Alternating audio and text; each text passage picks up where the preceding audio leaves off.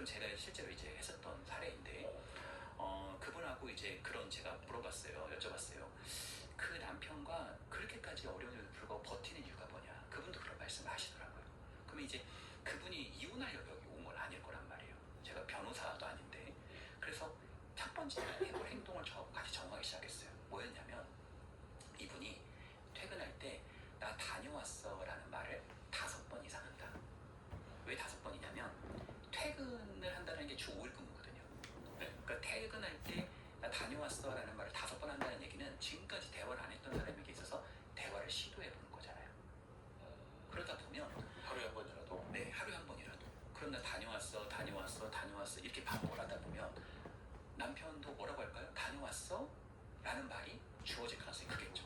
실제 그 사례에서도 나 다녀왔어 하니까 그 남편도 말을 거니까 다녀왔어 라고 말을 하기 시작하는데, 그것이 바로 새로운 물줄기로 가는 첫 번째 이프라고 할 수 있고요.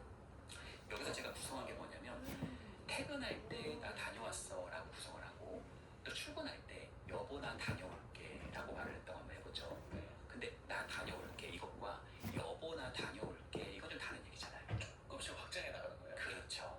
그러면은 퇴근할 때도 하고 출근할 때도 하기 시작하고, 또 언어가 뭐 자기 내 꿈꿔 이 정도는 아니겠지만 조금씩 다정해지는 언어로 가는 거잖아요.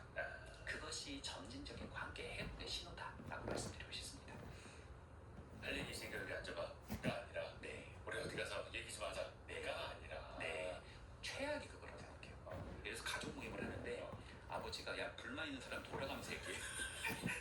아 진짜 말 대화 못하는 사람이 그런 사람이 있어요. 네, 5분씩 얘기해봐. 가장 최악인 것 같아요. 관계에는 기본적으로 점진적이라고 생각하고요. 이 관계는 상호적이어서 약간의 변화 포인트, 너무 큰 것도 아니고 약간의 변화 포인트를 통해서 새로운 물줄기를 자꾸 만들어가는 것이 매우 중요한 토대라고 말씀드리고 싶습니다.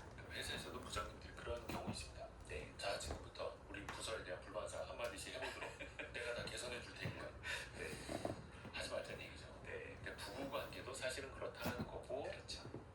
왜 한 하루 이틀 동안 싸워서 말 안 하다가 네. 다시 관계를 개선하는 방법이 어렵지 않더라고요. 그냥 네. 뭐 초콜릿이 됐든 요구르트가 됐든 네. 옆에다가 쓱 갖다 놓고 그렇죠. 그렇게 시작을 하는 거라면서요. 맞습니다. 보다 주었다. 네.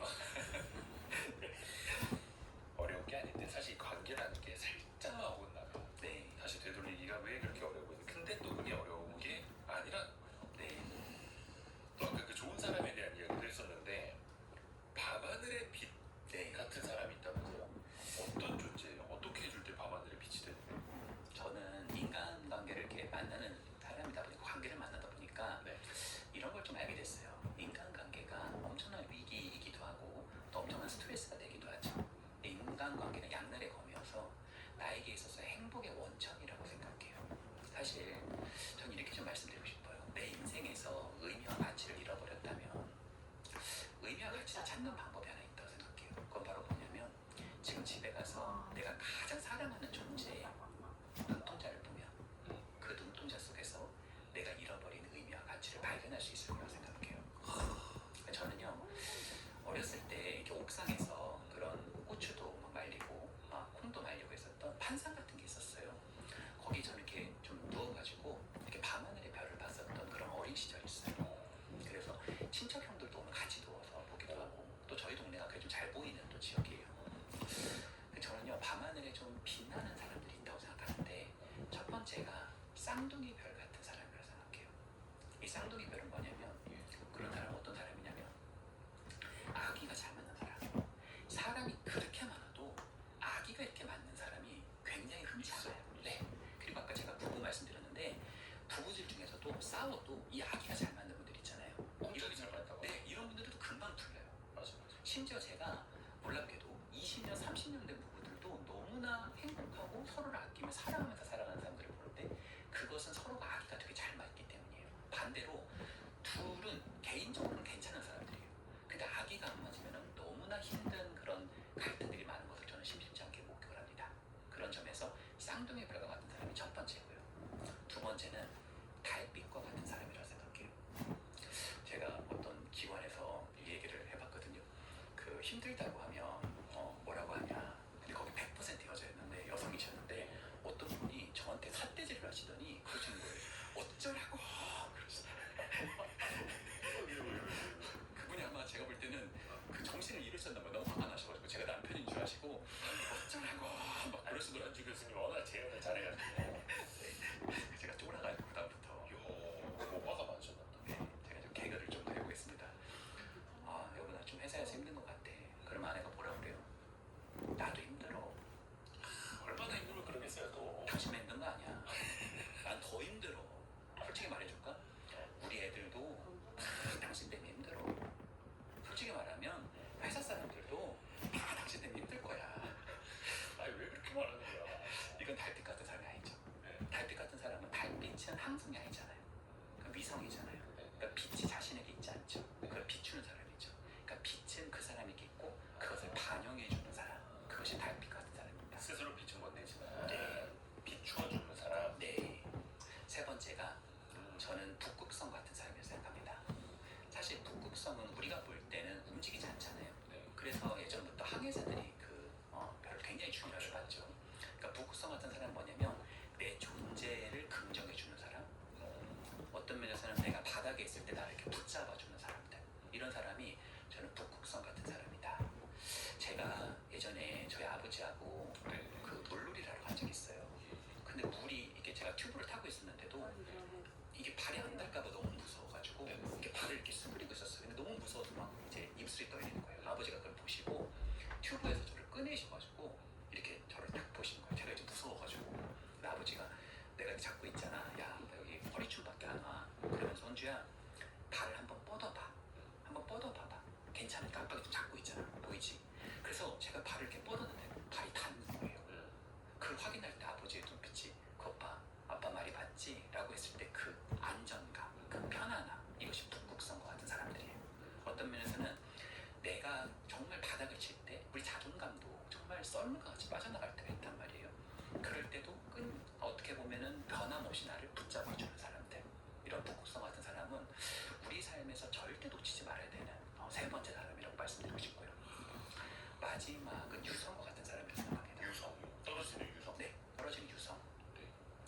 사실 제가 이 유성이라는 이야기를 할 때 항상 이제 말씀드리는 바가 있는데 혹시 기자님 샤덴프로이데라고 들어보셨죠? 프로이데 들어봤어요. 샤덴프로이데. 네. 이게 독일어인데 이게 이제 그 심리학적 개념으로 나타나고 나서 이제 미국 같은 나라에서는 이게 정확하게 상응하는 단어가 없어가지고 그냥 샤덴프로이데를 그냥 써요. 근데 대한민국으로 이걸 수입해서 들어보니까 우리나라는 또 이 상응하는 말이 있는 거예요. 샤덴프로이데 되게 멋있는 말 같잖아요. 우리나라 말로 번역하자면 쌤통입니다. 우리나라 말이 있어. 네, 우리나라 말이. 그러니까 샤덴프로이데. 네, 샤덴프로이데. 그러니까 타인이 잘 안 됐을 때 느끼는 어떤 기쁨이죠. 근데 반대로 말하자면 사촌이 땅을 사면 배가 아프잖아요. 네. 근데 이게 나쁜 게 아니라 인간 본성이 그렇다는 거예요. 그렇죠. 한정된 자원 가지고 경쟁하던 존재들. 그렇죠. 예. 그러니까 유성과 같은 사람이 뭐냐면 기본적으로 누군가가 힘들어할 때 위로해주고 함께하는 사람도 저는 좋은 친구라 생각하고 좋은 사람이라 생각해요. 근데 유성 같은 사람은 뭐냐면 내가 잘 될 때 정말 기뻐해줄 수 있는 사람. 이거는 인간의 본성을 억누르는 일이에요. 그러니까 유성과 같은 사람이 나를 시기 질투하고 뒤에서 저 쌤통이다라고만 기다리는 사람이 아니라 네, 내가 잘 됐을 때 진심으로 기뻐해 줄 사람들. 그렇죠. 그러니까 예를 들어서 친구가 어디 좋은 회사에 이제 취업을 한 거예요. 만약에 나는 취업도 못했다면 얼마나 질투가 나겠어요. 그래서 좋은 회사에 대해서 질투를 느끼는 건 당연한 감정인 것 같아요. 근데 그것을 좀 가지는 건 당연한 거고요. 그것을 넘어서서 야 진짜 축하한다. 나도 진짜 가고 싶었는데 야, 부럽다 야. 진짜 축하해 라고 말해줄 수 있는 사람은 거의 일생에서 거의 뭐 그런 친구는 거의 한두 손가락 안에 뽑아도 될 정도의 친구라고 저는 생각을 합니다. 간혹 축구 경기도 보면 네, 그 주전 선수 때문에 주전으로 뛰지 못하는 후보 선수 네, 혹은 그 경쟁 상대인 선수가 같은 포지션에서 골을 넣었을 때 진심으로 달려가서 안아주는 선수도 있고 네. 그냥 그런 존재가 그렇죠. 그러니까 그런 존재의 그 얼굴은 굉장히 빛나죠. 그러니까 유성과 같은 존재는 어떻게 보면은 본성을 벗어나서 그 사람을 축하해준다 보니까 내 인생의 정말 귀인이라고 할 수 있겠죠. 정리해본다면 쌍둥이별 같은 존재, 또 달빛 같은 존재, 북극성 같은 존재, 유성 같은 존재, 이 한 사람이 이 네 가지 모습을 다 가지고 있는 경우는 흔치 않고요. 이 네 개 중에 어떤 하나만 가지고 있다 하더라도 저희 인생에서 절대 놓치지 말아야 되는 귀인이라 생각하고요. 지금 이렇게 들으시는 시청자